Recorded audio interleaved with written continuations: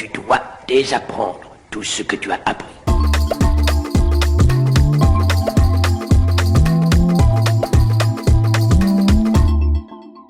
Bonjour les amis, aujourd'hui c'est la suite de ma série de vidéos sur le pictorialisme. Le pictorialisme, qu'est-ce qu'il cherche à dire ou à faire? Eh bien d'abord il dit que la photographie doit simuler la peinture, notamment en prenant exemple sur les eaux fortes. Alors que sont les eaux fortes? Eh bien les eaux fortes c'est un procédé de gravure, qu'on fait avec des produits chimiques, donc des acides, et donc ça permet de donner des impressions de profondeur différenciées, très nuancées, très douces sur une plaque de cuivre. D'un côté, vous avez la gravure traditionnelle qui se fait avec un burin, donc vous avez des coups de burin, c'est ce qu'on appelle la taille directe.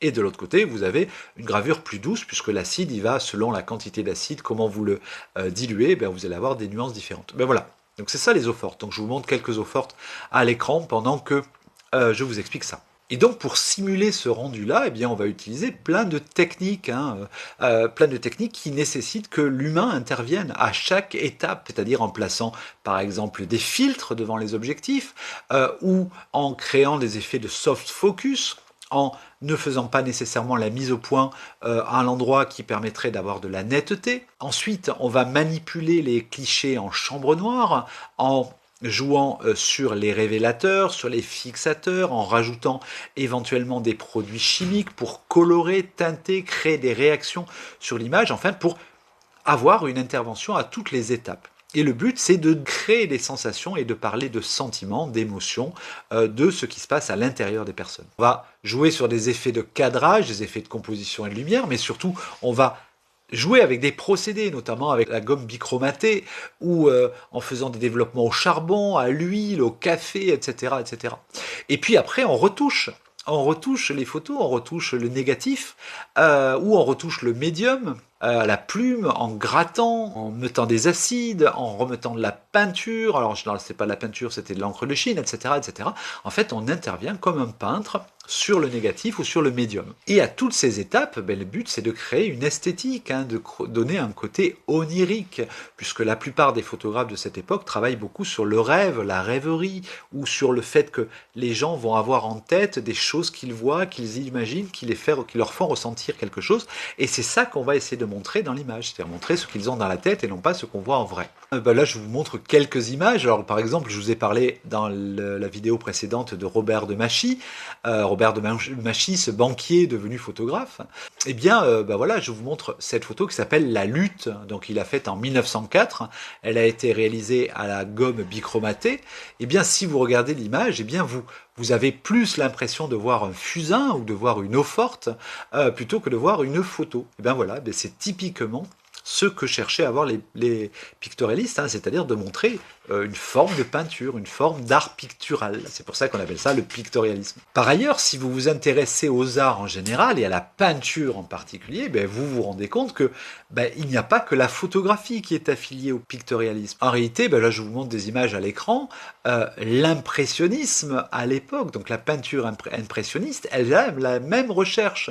Et il se trouve que beaucoup de photographes pictorialistes sont aussi des peintres impressionnistes. Et inversement, on pourrait parler de l'école de Barbizon et des paysages de l'école de Barbizon. Eh bien, les paysages de l'école de Barbizon, ils ont un côté pictorialiste et ils ressemblent à de la photographie pictorialiste et inversement. En réalité, tous les arts se répondent et en fait, vous savez, on travaille beaucoup en imitation, on voit quelque chose qui a été fait ailleurs et on a envie de le reproduire et en le mettant à sa sauce. Eh bien, c'est comme ça que se créent les œuvres d'art, par agrégation et par rencontre d'artistes les uns avec les autres. On pourrait parler aussi du mouvement symboliste. Alors, le mouvement symboliste, j'en parlerai aussi, c'est un mouvement artistique passionnant, surtout en peinture, et le mouvement symboliste, il s'appuie beaucoup sur le travail des pictorialistes. Et donc, en fait, voilà, donc c'est une émulation, et cette recherche esthétique, elle va aboutir à un très grand nombre d'images réalisées par des auteurs passionnants. Et donc, je vous montre à l'écran un certain nombre d'œuvres réalisées par ces auteurs. Mais si vous connaissez le peintre Edgar Degas, c'est qui? C'est un peintre qui peint essentiellement des danseuses. Et bien, c'est aussi un photographe. Et ces photographies lui permettent de créer ses peintures, et ces peintures lui donnent des outils, des idées pour faire des photographies. vous avez Toulouse-Lautrec. Toulouse-Lautrec fait des photographies et il se sert de ces photographies qui sont de nature pictorialiste pour en faire de la peinture et inversement. Et en réalité, ce mouvement, le mouvement pictorialiste, va avoir un rôle décisif et crucial dans le mouvement des arts. Et donc, c'est le moment où la photographie ne sert pas juste à exister en tant que telle, mais elle va servir de courroie de transmission à tous les courants artistiques de l'époque. Parmi les grands auteurs de cette époque-là, je vais vous en citer quelques-uns. Vous avez par exemple Malcolm Arbuthnot, c'est un Anglais. Voilà, donc voilà, vous regardez ces images. Vous avez une américaine qui est intéressante, qui s'appelle Alice Boughton.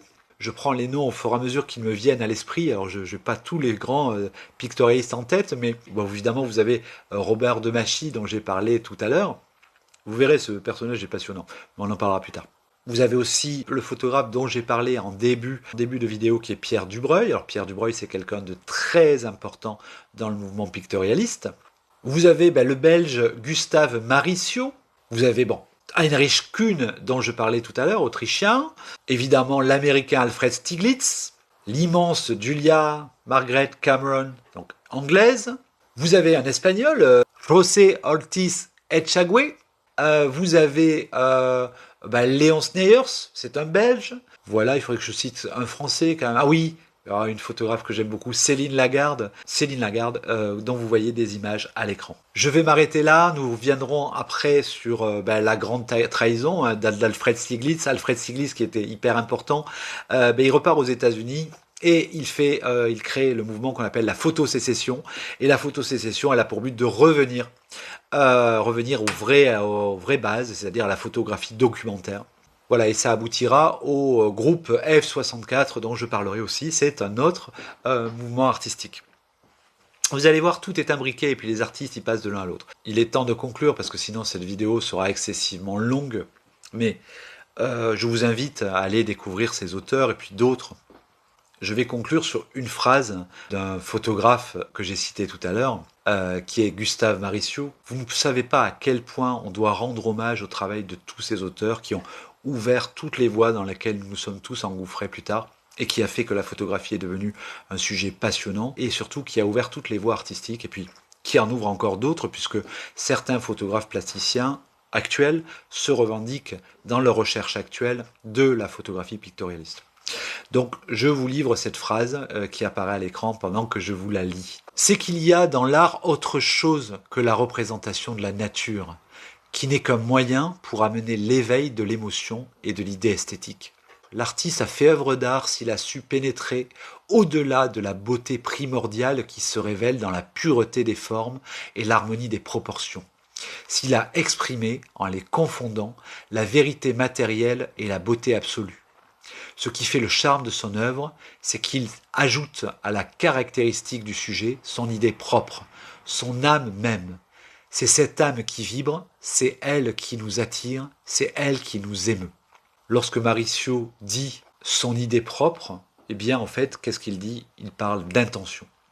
Et ce qui est intéressant, c'est le fait d'utiliser l'intention d'une personne, d'un auteur, d'un photographe, utiliser cette intention pour, en utilisant le matériau qui est le réel, qui est la beauté du monde, et en y mettant ses propres idées, ses propres convictions, sa propre esthétique, créer un art nouveau, un art intéressant, un art humain. Et en fait, c'est tout à fait ça le pictorialisme, et c'est en quoi ce mouvement est passionnant.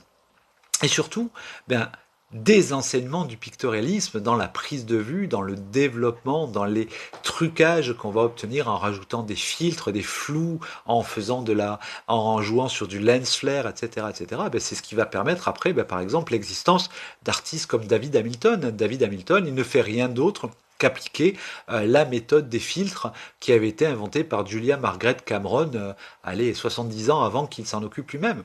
Et donc, c'est en connaissant les travaux des gens qui nous ont précédés qu'on peut avancer et qu'on peut créer un art nouveau. Bon les amis, j'espère que cette petite plongée dans le pictorialisme vous a intéressé.